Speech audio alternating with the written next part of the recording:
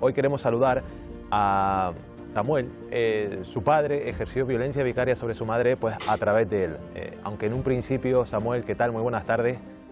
Hola, buenas tardes, David. ¿Qué tal? Tú tenías una visión de tu madre que era la que te daba pues la familia paterna, tu propio padre, ¿no? Que cuando fuiste creciendo pues te diste cuenta que la realidad no era esa, que tu madre en realidad era la que sufría violencia de género, violencia vicaria, pues a través de ti, ¿no? Del daño que hacía tu padre pues contigo. Claro, en mi caso, por un lado, lo que sucedió pues sucedió hace bastante tiempo, en un momento en el que no existía el término de violencia vicaria. Por eso es algo que siempre digo, que es triste que hablemos de la violencia vicaria, pero está bien que hablemos de la violencia vicaria porque le ponemos un nombre a algo que hasta en la época en la que yo lo viví no tenía nombre. Claro.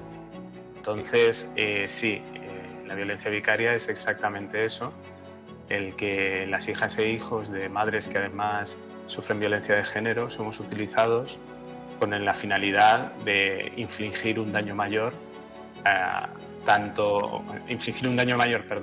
la madre y también lo que sufrimos nosotras y nosotros. Si no me equivoco, Samuel, si no es así me corriges, tú vivías con la familia paterna, ¿no? De lunes a viernes y el fin de semana con tu madre. Tu padre obligó incluso a tu madre a tener que pagarle si quería verte, ¿no? Efectivamente. Yo realmente no vivía con mi padre, yo vivía con los abuelos de mi padre, o sea, con los padres de mi padre, que son mis abuelos.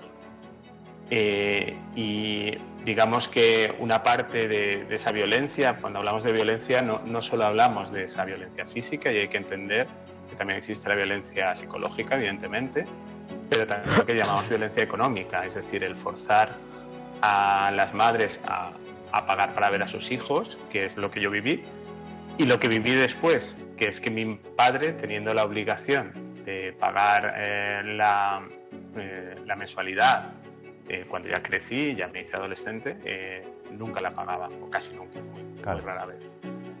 Tu madre sufre todo esto y a ti, pues como obviamente eres un niño, intenta protegerte, no te cuenta nada. Desgraciadamente falleció, ¿no? Cuando tú ya eras adulto de cáncer y antes de morir, pues te cuenta la historia, ¿no? Lo que ella sufrió, te enseñó incluso los recibos de lo que le pagó a tu padre para poder verte. Y tú has crecido durante todo este tiempo pues únicamente con la versión de tu familia paterna y la que te contaba tu padre, que era un profesor, en teoría un buen vecino, un hombre bueno, un padre bueno, que en realidad maltrataba a tu madre a través de ti.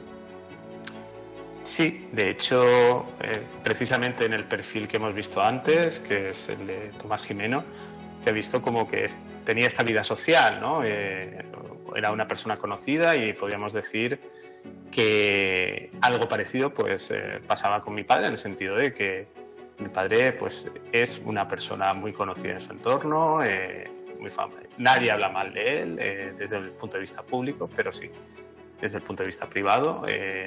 Siempre, digamos que el daño que me infligió se basó en hacerme creer una serie de cosas que realmente no habían tenido nunca lugar, porque yo era pequeño y evidentemente la memoria cuando uno es una persona, aún un niño, es muy diferente a la percepción de la realidad que tenemos cuando somos mayores, ¿no? Entonces, como tú decías, gracias a que, en primer lugar, mi madre nunca quiso hablar del tema, lo cual en el fondo lo entiendo porque, como decía, y por suerte están cambiando las cosas y ya se puede hablar más abiertamente de los temas de violencia machista, de violencia en la casa, etcétera, violencia vicaria, perdón, y eso permitió que cuando ella se abrió yo pude entender qué es lo que me había estado sucediendo durante toda la vida. Claro.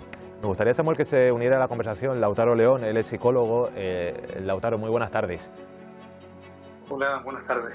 Cuando hablamos de hombres, ¿no? Como el padre de Samuel o como Tomás Jimeno, ¿cómo podemos definir a estas personas, a estos hombres? ¿Son sociópatas o son personas normales que simplemente hacen daño y hacen mal? Bueno, en el perfil de Tomás vemos algunos rasgos de un perfil narcisista. Sin embargo, creo que no existe o no tenemos tan claro cuál sería ese perfil, ¿no? Puede variar de una persona a otra. Lo que sí es común es la violencia, la intención de violencia, que se hace a la mujer y de forma vicaria, es decir, a través de los menores, de los hijos, ¿no? Este es el rasgo más importante. Claro. Y exactamente, ¿cuáles son las cicatrices que deja a sus hijos, a las víctimas, a los menores, como en el caso de Samuel?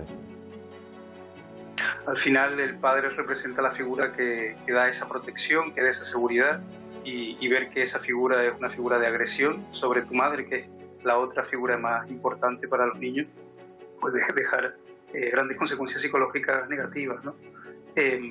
Pero al final hay que entender esto, lo que estaba contando un poco antes Sebastián, que estamos hablando al fin y al cabo de violencia machista, ¿no? La intención del padre, al final la violencia va hacia la madre, ¿no? Claro. Es su principal víctima, sí. Claro, porque hay que recordar, lo hemos dicho en varias ocasiones, que un padre maltratador no es un buen padre, nunca lo es. Aunque Samuel, me imagino que crecer con la figura de un padre que te cuenta una cosa de tu madre siempre son malas, ¿no? Y crecer con ese sentimiento y con esa historia y con esa única versión, al final tiene que ser un shock, ¿no? Tremendo ver que tu supuesto padre, que era un padre bueno, al final no lo era.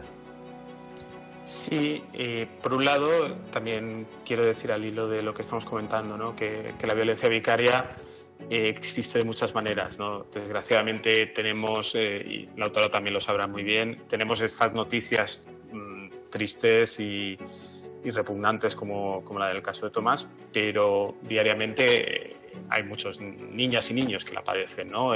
A una intensidad a lo mejor más baja, ¿no?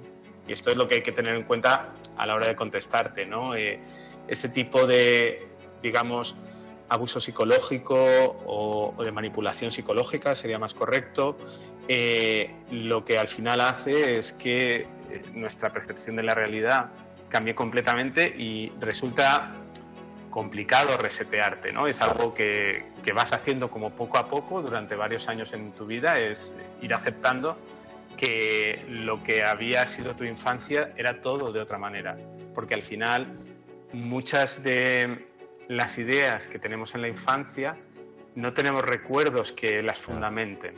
No sé si me explico, ¿no? Sí, claro. Somos tan pequeños que no podemos recordar por qué tenemos esa idea. Entonces, eliminarla es complicado y gran parte, me imagino que de las terapias, a lo mejor que en las que trabajarán muchos psicólogos, se trata de esto, ¿no? De cómo tienes que deconstruir tus ideas, claro, y volver a aceptar, aprender. claro. Samuel, ha sido un placer tenerte. Gracias por contar tu historia aquí en directo en BTC. Gracias.